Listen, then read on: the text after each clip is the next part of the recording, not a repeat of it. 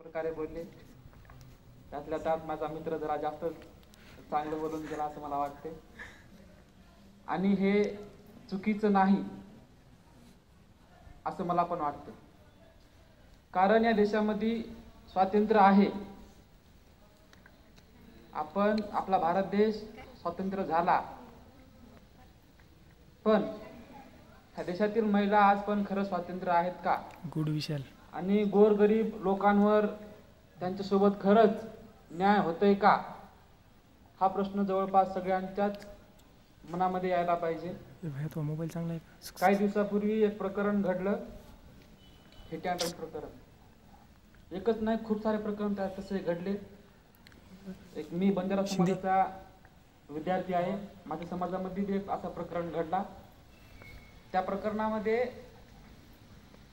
जो ड्रायव्हर होता किंवा ज्याची गाडी होती, तो गाडी मालक होता एका राजकीय नेत्याचा मुलगा होता. आणि ज्यांचं ॲक्सिडेंट झालं ते असेच गोरगरीब घरातले माणसं होते.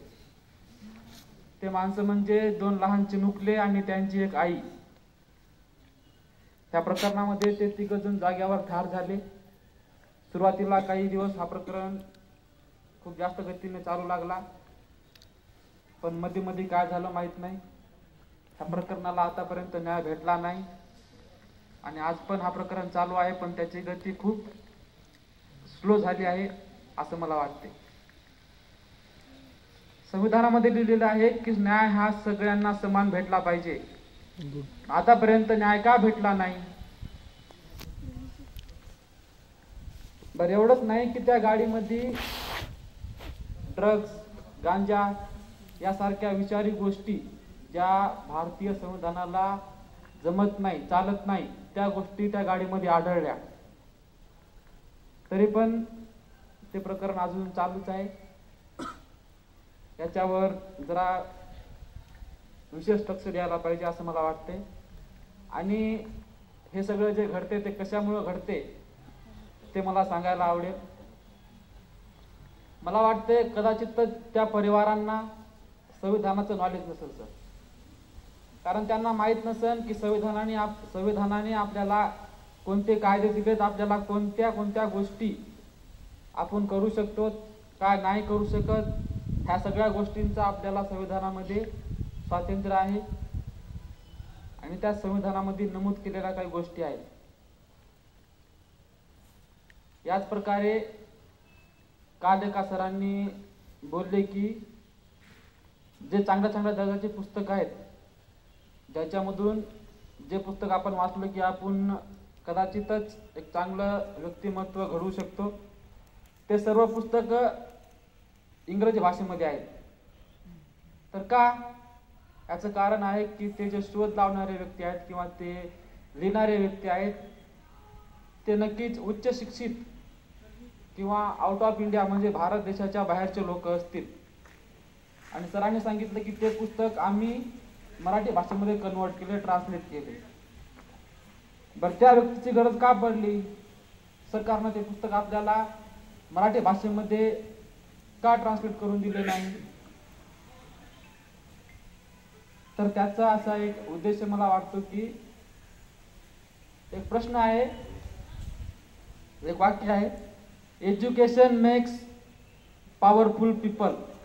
कारण जर तुम्ही शिकलात तर नक्कीच तुमच्या हातामध्ये पॉवर येईल आणि नक्कीच तुम्ही कोणत्याही ठिकाणी येऊन तुमचं मत व्यक्त करू शकाल. तुम्हाला गुलाम राहायची गरज पडू शकणार नाही. जे तुमच्यामध्ये आता इथं या ठिकाणी पण खूप साऱ्या मुलांमध्ये काय विचार असतील, त्यांना इथे येऊन काही बोलायचं असेल, पण वाटतंय की मी स्टेजवर कधीच बोललेलो नाही, माझ्यामध्ये ती तेवढी शक्ती नाही की मी स्टेजवर जाऊन माझे शब्द व्यक्त करेन. का? तर त्यांना याच्या आधी कधी शिकवलं गेलेलं नाही की स्टेजवर कसं बोलायचं, स्टेजवर जायचं की नाही. ह्या सगळ्या गोष्टींचा यामध्ये समावेश होतो. तर आपला विषय आहे भारतीय संविधानाची उद्देशिका, त्यामधील काही शब्द. आताच माझ्या मित्रांनी सांगितलं की लोकशाही म्हणजे काय. लोकशाही म्हणजे लोकांनी लोकांच्या कल्याणासाठी चालवलेलं राज्य. आणि खरंच आज आपल्या देशातील गोरगरीब लोकांचं कल्याण होतंय का? जे सत्ताधारी लोक आहेत ते गोरगरीब लोकांचं कल्याण करत आहेत का, हे मला वाटते. आणि आपल्याला खरंच जर कोणतं एखादं पुस्तक किंवा ऑनलाईन क्लासेस ऑफलाईन क्लासेस लावायचे असतील तर खूप मोठ्या प्रमाणात फीस भरावी लागते. पण एकाकडे जर पाहिलं आपण तर कोणतं तरी सरकार चांगल्या चांगल्या योजना काढतात आणि आपल्या लाडक्या बहीण म्हणून त्यांना फुकट पैसे देतात. लाडकी बहीण तर मला वाटतंय की त्या बहिणींना पैशाची गरज नाही, त्यांना सुरक्षा द्या. आणि जे शाळेतील विद्यार्थी आहेत त्यांना तुम्ही मोफत शिक्षण द्या, त्यांना मोफत क्लासेस लागू करा. आणि एक योजना आहे की जे वरिष्ठ म्हातारे लोक आहेत त्यांना बस सुविधा फ्री. गुड. बरं, ते खरंच सगळ्या देशामध्ये रोज रोज फिरतात का? फिरणारे लोक कोणते? आपल्या शाळेत जाणारे विद्यार्थी. त्या वरिष्ठ लोकांना म्हाताऱ्या लोकांना तुम्ही दवाखाना फुकट करा. आणि जे तुम्ही बस फुकट करता, रेल्वे फुकट करता, ते विद्यार्थ्यांना फुकट करा, जेणेकरून त्यांना जे काही आर्थिक अडचणी आहेत त्यामध्ये त्यांना थोडा सुधारणा होईल. अशा खूप काही गोष्टी आहेत त्या शासनाला अजून करायला पाहिजे. पण मला वाटतं की शासन जरा वेगळ्याच पद्धतीने त्यांचं शासन चालवत आहे. खूप काही गोष्टी आहेत, त्यापैकी एक शब्द असा की सार्वभौम. बाबासाहेबांनी हे संविधान लिहिलं, त्याच्यानंतर आपल्या देशावर हे संविधान लागू झालं. त्याच्या आधी काहीच नव्हतं का? त्याच्या आधी आपण म्हणजे कसंही जगत होतो का? इंग्रज तर नाही. त्यावेळेस बी काही लोकांची आपल्यावर सत्ता होती. काल एका सरांनी सांगितलं की संविधानाने आपल्याला काय दिलंय तर राजा आणि प्रजाची सत्ता.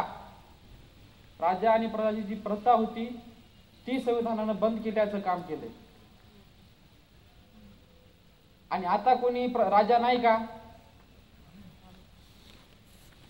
राजा आहे, आपण म्हणतो की राजा जो आहे ते आपण निवडून दिलेला आहे. पण चुकीचं आहे ते, चुकीचं आहे. खरंच तुम्ही तुमच्या मनात राजा निवडून देता का?